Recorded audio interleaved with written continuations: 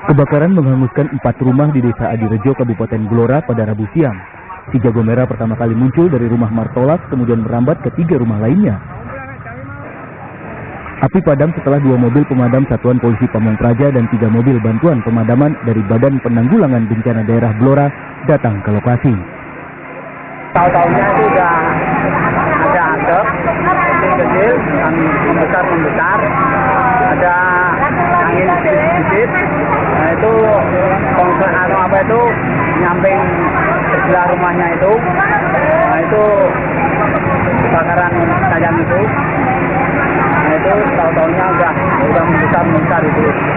Kompor atau melakukan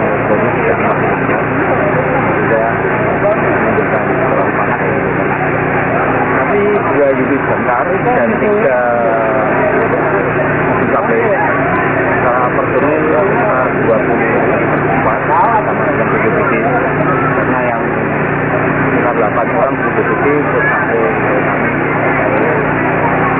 masukkan airnya. Belum diketahui kepastian penyebab kebakaran. Tidak ada korban jiwa dalam peristiwa ini karena seluruh penghuni rumah langsung menyelamatkan diri. Kerugian akibat kebakaran ditaksir mencapai ratusan juta rupiah. Arif Nur melaporkan dari Blora. Sejumlah perwakilan buruh mendatangi gedung DPRD Jawa Tengah di Kota Semarang menolak rancangan Undang-Undang Omnibus Law. Lantaran masalah Omnibus Law menjadi ranah pemerintah pusat, aspirasi para buruh akan disalurkan kepada DPR dan Presiden Joko Widodo. Menyusul munculnya penolakan rancangan Undang-Undang Omnibus Law, sejumlah perwakilan buruh mendatangi gedung DPRD Jawa Tengah di Kota Semarang yang disambut wakil rakyat. Lantaran masalah Omnibus Law menjadi ranah pemerintah pusat, aspirasi para buruh akan disalurkan kepada DPR dan Presiden Joko Widodo. Muncul penolakan rancangan Undang-Undang Omnibus Law karena dianggap merugikan kaum buruh.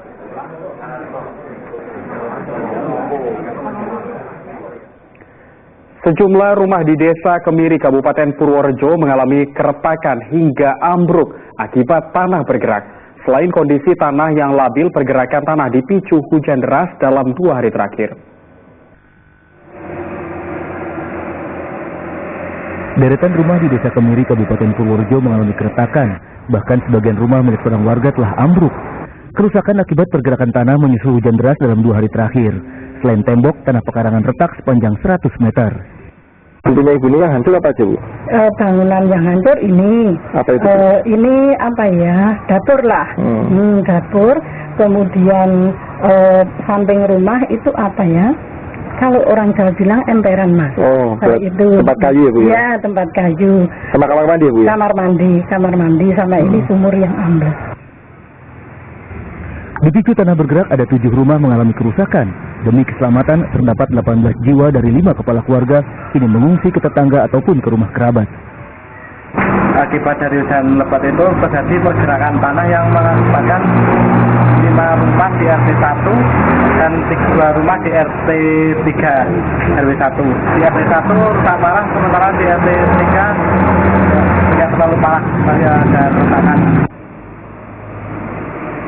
Meskipun tidak ada korban jiwa dalam musibah ini, kerugian diperkirakan mencapai puluhan juta rupiah. Wahyu Diono melaporkan dari Purworejo. Sementara itu 9 rumah rusak dan jalan ambles sedalam setengah meter di perumahan Geraha Arya Bima, Kabupaten Semarang. Selain pergerakan tanah yang labil, musibah ini diduga dampak dari proyek perawatan jalur tol Semarang-Ungaran. Inilah kondisi jalan di perumahan Geraha Arya Bima, Kabupaten Semarang yang ambles sedalam setengah meter. 9 rumah warga juga mengalami kerusakan, bahkan 3 rumah diantaranya hampir roboh. Demi keselamatan, para penghuni rumah terpaksa mengungsi. Selain pergerakan tanah yang labil, musibah ini diduga dampak proyek perawatan jalur tol Semarang-Ungaran di belakang perumahan. Walaupun pernah mengajukan protes ke pengelola tol, belum pernah ada tanggapan mencari solusi. Terjadi penurunan tanah, jadi bangunan yang ada di atasnya itu patah, retak-retak semua, jadi kemungkinan ya akan berlanjut terus. Dan nanti lama-lama mungkin rumah juga roboh sebentar lagi. Penyebabnya ada 2 dugaan ya, Mas ya. Satu itu dampak dari proyek tol, karena belakang perumahan itu sering dilewati kendaraan berat. PT Transmarga Jawa Tengah selaku pengelola tol Semarang Solo membantah amblesnya tanah dan rusaknya 9 rumah di perumahan Geraha Arya Bima, Kabupaten Semarang merupakan imbas proyek perawatan jalur tol. Segala dampak yang ditimbulkan bukan tanggung jawab pengelola tol. Adanya retakan yang sekarang ini terjadi itu bukan karena adanya kaitan proyek maupun ada kaitan dengan jembatan. Itu adalah murni karena memang adanya hujan terus-menerus yang meresap ke tanah, airnya ke tanah sehingga tidak kuat menahan dan terjadi longsor di permukaan. Adanya retakan itu di daerah perumahan tidak ada kaitannya dengan pekerjaan jembatan. Masyarakat setempat berharap pemerintah dan pengelola tol duduk bersama untuk mencari solusi terbaik. Yulianto melaporkan dari Kabupaten Semarang. Talud penyangga halaman Puskesmas Darmarini, Kota Temanggung, longsor. Guna mengantisipasi kejadian serupa tidak meluas ke gedung Puskesmas, petugas membangun penahan longsor sementara. Beginilah kondisi Puskesmas Darmarini, Kota Temanggung pada Rabu siang setelah talud penyangga halaman setinggi 4 meter longsor. Longsornya talud dipicu hujan deras selama 18 jam sejak Senin siang hingga Selasa malam. Guna mengantisipasi kejadian serupa tidak meluas ke gedung Puskesmas, petugas membangun penahan longsor sementara. Truknya gitu aja, tengok, saya kirain motor satu. Setelah itu saya tengok ini air yang longsor ini. Saat longsor tidak ada aktivitas warga sehingga tidak terdapat korban jiwa. Jarak longsoran talud dengan gedung Puskesmas hanya tersisa sekitar 4 meter. Jika tidak segera diperbaiki permanen, longsor bisa kembali terjadi hingga merusak gedung Puskesmas. Wahyu Diono melaporkan dari Temanggung. Kita ke informasi selanjutnya. Polisi menangkap 3 pelaku pembegalan seorang wanita di Grobogan. Seorang tersangka yang masuk daftar pencarian orang masih diburu. Dalam rekaman kamera pengawas, tampak upaya penangkapan 3 kawanan begal di stasiun pengisian bahan bakar Karangawen, Kabupaten Demak. Mereka sebelumnya melakukan pembegalan seorang wanita di Kedung Jati, Kabupaten Grobogan. Polisi kini masih memburu seorang tersangka lain yang masuk daftar pencarian orang. Berboncengan 2 sepeda motor dan menakut-nakuti korban dengan memakai celurit yang ada, dan selama 7 hari kita mendapatkan pelaku. Ada 3 pelaku, yang 1 masih DPO. Korban tidak luka, korban saat ini hanya ditakut-takutin saja, dan kendaraan dari korban dirampas oleh pelaku, dan berikut handphone yang Ribuan wisudawan Universitas Negeri Semarang pada Rabu pagi mengikuti upacara kelulusan. Para wisudawan dari berbagai fakultas ini diharapkan dapat berkontribusi bagi masyarakat. Bertempat di Auditorium Kampus Gunung Pati Universitas Negeri Semarang pada Rabu pagi menggelar upacara wisuda. Total ada 14.999 wisudawan yang mengikuti kelulusan, meliputi program doktor, magister, sarjana, serta diploma dari berbagai fakultas. Rektor Universitas Negeri Semarang, Fatur Rohman, berharap para wisudawan ini dapat berkontribusi bagi masyarakat.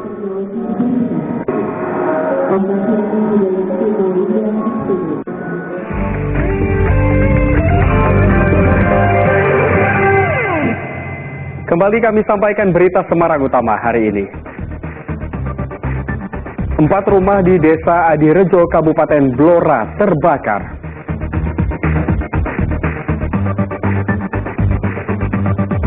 Sembilan rumah rusak dan jalan ambles sedalam setengah meter di perumahan Geraha Arya Bima, Kabupaten Semarang.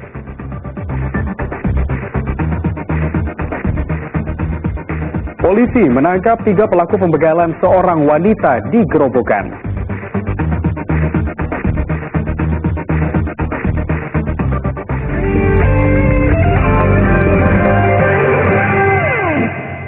Polisi menyita puluhan minuman keras dari razia 4 lokasi di Desa Karanganyar, Kecamatan Karangrayung, Kabupaten Grobogan.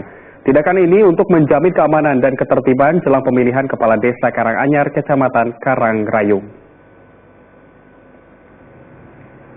Polsek Karangrayung, Kabupaten Grobogan menggelar razia dengan sasaran warung yang menjual minuman keras. Kegiatan ini untuk menjamin keamanan dan ketertiban jelang pemilihan Kepala Desa Karanganyar, Kecamatan Karangrayung. Dari 4 lokasi, polisi menyita puluhan botol minuman keras yang disimpan di belakang rumah. Agar jera, para penjual minuman keras dijerat pasal tindak pidana ringan. Pemilihan Kepala Desa Karanganyar berlangsung hari Kamis ini. Telah melaksanakan kegiatan operasi kondisi. Tujuannya melaksanakan operasi daripada miras karena menjelang daripada Pilkades Desa Karanganyar. Untuk congyang mendapatkan 30 botol, untuk bir mendapatkan 17 botol, dan untuk anggur merah 17 botol. Besok hari Jumat penjual-penjual kami panggil ke kantor untuk menandatangani, kita periksa, akan kita lanjutkan. Kita ke informasi lain, Polres Grobogan menggelar tablik akbar yang dihadiri pimpinan pengurus besar Nahdlatul Ulama. Seluruh peserta melantunkan sholawat serta berdoa demi ketertiban dan kedamaian Kabupaten Grobogan. Tablik akbar yang dihadiri Bupati Grobogan Sri Sumarni serta Ketua Umum Pengurus Besar Nahdlatul Ulama Said Akil Siroj berlangsung di halaman Polres Grobogan. Seluruh peserta bersolawat dan berdoa demi ketertiban dan kedamaian Kabupaten Grobogan. Mereka berharap pemilihan kepala daerah serentak tahun 2020 berjalan lancar dan juga aman. Kabupaten Grobogan, polisi dengan masyarakat. Mudah-mudahan saya ingin pilgub aman. Bukan saya ingin. Penyakit demam berdarah di Jawa Tengah selama 3 bulan terakhir sepanjang tahun 2020 telah merenggut 17 korban jiwa. Demikian terungkap saat jumpa pers Dinas Kesehatan Provinsi Jawa Tengah di Kota Semarang. Jumlah pasien demam berdarah di Jawa Tengah periode Januari 2020 hingga awal Maret 2020 tercatat 1.227 orang. 17 pasien diantaranya meninggal dunia. Demikian terungkap saat jumpa pers Dinas Kesehatan Provinsi Jawa Tengah di Kota Semarang. Dari 35 wilayah di Jawa Tengah, jumlah penderita demam berdarah terbanyak di Kabupaten Cilacap dengan 146 kasus. Kemudian Kabupaten Jepara 104 kasus dan Kota Semarang 85 kasus. Ini daerah endemis demam berdarah. Ya. Untuk angka kejadiannya, untuk insiden rate-nya, kita tahun 2019 itu adalah 26 kasus per 100.000 penduduk. Nah, tahun ini saya kira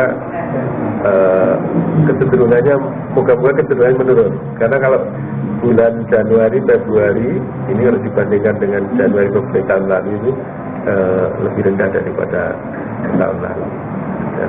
Lalu case fatality rate-nya atau angka kematian kasusnya itu masih di bawah 2%. Kita ingin menekan terus, jangan sampai lebih dari 2%. Kalau bisa di bawah 1%. Satlantas Polres Grobogan menyediakan cairan antiseptik dan minuman herbal empon-empon bagi para pengunjung pelayanan surat izin mengemudi. Tindakan ini upaya mencegah penularan virus corona atau COVID-19. Mulai Rabu pagi, setiap pengunjung pelayanan surat izin mengemudi Polres Grobogan diwajibkan mencuci tangan dengan cairan antiseptik. Tindakan ini upaya pencegahan penularan virus corona atau COVID-19. Petugas Satlantas juga menyediakan minuman herbal empon-empon gratis bagi para pengunjung untuk meningkatkan daya tahan tubuh. Sebelum masuk suruh cuci tangan dulu, dan itu langsung disuruh minum pon-pon. Bagus juga sih untuk antisipasi biar gak terkena virus, karena kan itu ya virus banyak banget, intinya ya itu untuk antisipasi aja. Dalam rangka mendukung kebijakan pemerintah pusat dalam hal ini terkait dengan pencegahan virus corona, kami jajaran Satuan Lalu Lintas Polres Grobogan melaksanakan pemasangan hand sanitizer cairan antiseptik di seluruh loket-loket pelayanan publik. Di antaranya Satpasim, kemudian di Samsat, unit pelayanan tilang, serta unit pelayanan publik. Memanfaatkan pekarangan rumah, seorang warga Temanggung membudidayakan jahe merah hingga mendulang banyak rupiah. Jumlah pembeli jahe merah meningkat untuk menjaga daya tahan tubuh seiring merebaknya virus corona atau COVID-19.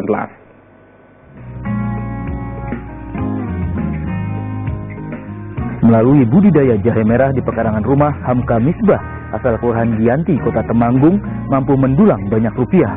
Memanfaatkan lahan seluas 3 kali 5 meter, jahe merah yang ditanam dengan media polybag ini laris manis diburu para konsumen. Peningkatan jumlah pembeli dipicu merebaknya virus corona atau COVID-19. Jahe merah semula dikonsumsi sendiri karena Hamka divonis mengidap penyakit stroke, jantung, dan paru-paru. Merasa sehat mengkonsumsi jahe merah secara rutin setiap hari, Hamka Misbah menambah jumlah tanaman. Saat ini Hamka sudah memiliki ribuan tanaman jahe yang siap dipanen ataupun baru tanam. Awal mulanya kita coba-coba. Nah, ternyata jahe ini sangat menguntungkan.